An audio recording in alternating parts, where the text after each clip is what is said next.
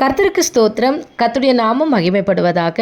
எஸ்தரின் சரித்திர புஸ்தகத்தில் 4ஆம் அதிகாரம் 16ஆம் வசனத்தை நாம் வாசிக்கும் பொழுது எஸ்தர் ஒரு வார்த்தையை சொல்லுகிறார்கள், நான் செத்தாலும் சாகிறேன். ஆமென், ஹல்லேலூயா. ஒரு சிலர் சொல்லுவாங்க, ஜெபிக்கும் போது எனக்கு நிறைய பிரச்சனை வருது, பைபிள் வாசிக்கவே முடியல, சபைக்கு போகவே முடியல. ஹல்லேலூயா. இப்படி சொல்லுகிற அவிசுவாசிகள் நல்லா புரிஞ்சிக்கணும், பரலோகத்துக்கும் போகவே முடியாது. ஆமென், ஹல்லேலூயா. எஸ்தர் ராஜாத்தி ஒரு யூத குலப்பெண்.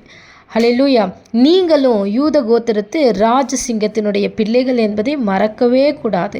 ஆமான் எப்படி யூத குலத்தை அழிக்க திட்டமிடுறானோ அதே போல் இந்த நாளில் கூட பிசாசு எப்படியாவது கிறிஸ்துவர்களை அழித்தணும் சொல்லி, கிறிஸ்துவர்கள் எழும்பக்கூடாது, கிறிஸ்துவர்கள் ஜெபிக்கக்கூடாது, கிறிஸ்துவர்கள் தேவனை ஆராதிக்கக்கூடாது, கிறிஸ்துவ சபைக்கு போகக்கூடாதுன்னு சொல்லி ஆமானை போல சத்ருவானவன் இந்த நாளிலும் என்ன பண்ணிட்டு இருக்கிறான் அப்படின்னா கிரியை செய்து கொண்டிருக்கிறான். ஹல்லேலூயா. கர்த்தருக்கு ஸ்தோத்திரம்.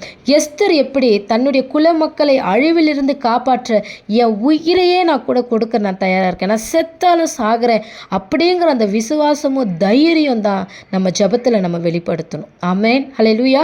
ஏன் குலம் காக்கப்படணும். சின்ன சின்ன பிரச்சனை வந்தாலே ஜெபிக்கிறதே என்ன பண்ணிடுறோம் அப்படின்னா விட்டுடுறோம். அப்படிப்பட்ட கிரியைகள் எல்லாம் மாறணும். ஆராதனையை விடக்கூடாது, சபைக்கு போகிறத விடக்கூடாது. எப்படிப்பட்ட விசுவாசம் எஸ்தரிடம் இருந்துச்சு. ஆமென். செத்தாலும் சாகிறேன், அந்த ராஜாத்தின்கிட்ட இருந்த அந்த விசுவாசம் இந்த நாளில் கூட கர்த்தர் உங்களை ராஜாக்களும் ராஜாத்தியுமாய் வைத்திருக்கிறார் என்பதை நீங்கள் மறக்கக்கூடாது. கர்த்தருக்கு ஸ்தோத்திரம்.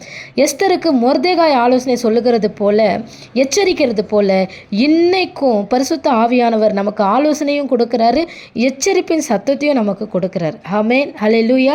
இந்த காலகட்டத்தில் நம்ம மௌனமாக இருக்கக்கூடாது.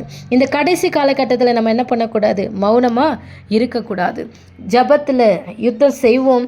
நம்முடைய குலங்களை, நம்முடைய கிறிஸ்துவ மக்களை, தேசத்தின் பிள்ளைகளை, எல்லா ஆத்துமாவும் என்னுடையது என்று சொன்னாரே, எல்லா ஆத்துமாக்களையும் அழிவிலிருந்து காப்பாற்றுவோம். கர்த்தர் உங்களையும் உங்கள் தலைமுறையும் அவர் ஆசீர்வதிப்பாராக, உங்கள் குடும்பத்தை ஆசீர்வதிப்பாராக. ஆமென்.